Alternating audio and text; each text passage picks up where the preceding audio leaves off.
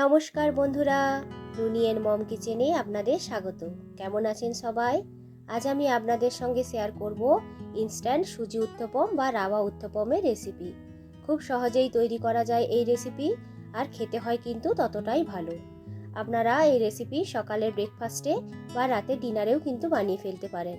এগুলো দেখতে এতটাই কালারফুল হয় যে বাচ্চাদের টিফিনে দিলে বাচ্চারা কিন্তু ভালোবেসে খায়। তো চলুন শুরু করা যাক আজকের এই রেসিপি। এই রেসিপিটা বানানোর জন্য প্রথমে একটি মিক্সিং বলে নিয়েছি 1 কাপ মতো সুজি। এর সঙ্গে অ্যাড করে দিলাম 1/2 কাপ মতো টক দই। আপনারা যে কোনো ধরনের সুজি দিয়েই কিন্তু এই রেসিপিটাকে তৈরি করে নিতে পারেন। একটা চামচের সাহায্যে ভালো করে সুজি ও টক দইটিকে মিক্স করে নিতে হবে। এরপর একটু একটু করে জল অ্যাড করে একটা ব্যাটার তৈরি করে নিতে হবে। এখানে 1 কাপ সুজির জন্য 1/2 কাপ মতো জলের প্রয়োজন হয়েছিল।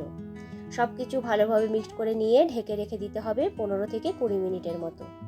লাগবে কিছু ভেজিটেবলস। এখানে নিয়েছি গ্রেট করা একটা গাজর, একটা মিডিয়াম সাইজের পেঁয়াজ কুচি, একটা টমেটো কুচি, হাফ ক্যাপসিকাম কুচি, কিছু ধনেপাতা কুচি, লঙ্কা কুচি ও কারি পাতা কুচি। আপনারা আপনাদের পছন্দ মতো সবজি দিয়েও কিন্তু এই রেসিপিটা বানিয়ে নিতে পারেন। 20 মিনিট পর ঢাকনাটি খুলে নিয়ে ব্যাটারটিকে একবার চেক করে নেব। দেখুন ব্যাটারটা কিন্তু অনেকটাই জল শোক করে নিয়েছে, তাই এতে অ্যাড করে দিলাম আরও কিছুটা জল। ভালো করে মিক্সড করে নেব ব্যাটারটিকে। এরপর এই ব্যাটারটিকে দিয়ে দেব একটি মিক্সি জারের ভেতরে। তৈরি করে নেব একটা স্মুথ ব্যাটার। প্রথমেই কিন্তু জল অ্যাড করবেন না, একবার মিক্সি জারটিকে ঘুরিয়ে নিয়ে তারপর একটু একটু করে জল অ্যাড করে একটা স্মুথ ব্যাটার তৈরি করে নিতে হবে। এরপর এতে অ্যাড করে দিলাম 1 টেবিল চামচ মতো নুন ও হাফ টেবিল চামচ মতো খাবার সোডা। যেহেতু আমরা এটা আজ ইনস্ট্যান্টলি বানাচ্ছি, তাই খাবার সোডাটা এখানে কিন্তু অ্যাড করতে হবে। ব্যাটারের ঘনত্বটা দেখুন এইরকম হবে।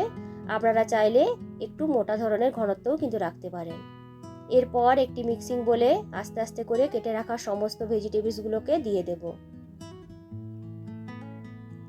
এতে দিয়ে দিলাম মোটামুটি 1 টেবিল চামচ মতো নুন ও হাফ টেবিল চামচ মতো গোলমরিচের গুঁড়ো। সব কিছু ভালোভাবে মিক্সড করে নেব। এই সময় একটা প্যানকে বসিয়ে দিয়েছিলাম গরম হওয়ার জন্যে। প্যানটা গরম হয়ে এলে ওই প্যানের উপরে সামান্য একটু তেল ব্রাশ করে নিয়ে 1 হাতা মতো ব্যাটার দিয়ে দিলাম ওই প্যানের উপরে। হাতার পেছনটা দিয়ে একটু গোল করে এইভাবে ঘুরিয়ে নিলাম। এখানে খুব বেশি পাতলা করে কিন্তু বেছানো যাবে না, একটু মোটাভাবে কিন্তু এই উত্তপমগুলো তৈরি হয়। ওপর থেকে দিয়ে দেব মিক্সড করে রাখা এই ভেজিটেবলসগুলো। একটা খুন্তির সাহায্যে ভালো করে এইভাবে আলতো আলতো করে প্রেস করে দেব। তারপর ঢেকে রেখে দিতে হবে 2 মিনিটের মতো।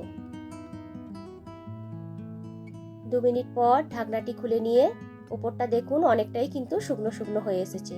এরপর সামান্য একটু তেল উপরে ছড়িয়ে দিয়ে সাইড থেকে এইভাবে তুলে নিয়ে উল্টে দেব আরেক দিকটা ভাজার জন্য।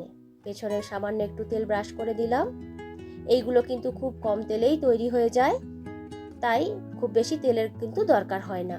এইভাবে দুদিকটা উল্টে পাল্টে ভেজে নিলেই কিন্তু তৈরি হয়ে যাবে আজকের এই রেসিপি। আবারও ব্যাটার থেকে এইভাবে এক একে করে উত্তপমগুলো তৈরি করে নেব। তো বন্ধুরা, আজকের আমার এই রেসিপিটা যদি আপনাদের ভালো লেগে থাকে অবশ্যই কিন্তু একবার বানিয়ে নেবেন ও কেমন হয়েছিল আমাকে কমেন্ট করে জানাবেন। একটা লাইক দিয়ে আমার পাশে থাকার অনুরোধ জানাচ্ছি। তো দেখুন এইভাবে আমি সমস্তগুলো তৈরি করে নিয়েছি। এগুলো দেখতে হয়েছে কতটা কালারফুল, আর খেতেও হয় কিন্তু ততটাই টেস্টি। আজ এইগুলোকে আমি সার্ভ করেছি টমেটো সস ও গ্রিন চাটনির সাথে। আপনারা আপনাদের পছন্দ মতো সস বা চাটনির সঙ্গেও কিন্তু এগুলোকে সার্ভ করতে পারেন। দেখুন কতটা হয়েছে নরম। এই ধরনের নিত্য নতুন রেসিপি দেখতে চাইলে আমার চ্যানেলটিকে সাবস্ক্রাইব করবেন, লাইক কমেন্ট ও বন্ধুদের সঙ্গে শেয়ার করতে কিন্তু ভুলবেন না। আবারও হাজির হব নতুন কোনো দিন নতুন কোনো রেসিপি নিয়ে। ভালো থাকবেন, সুস্থ থাকবেন সবাই। আজকের মতো টাটা।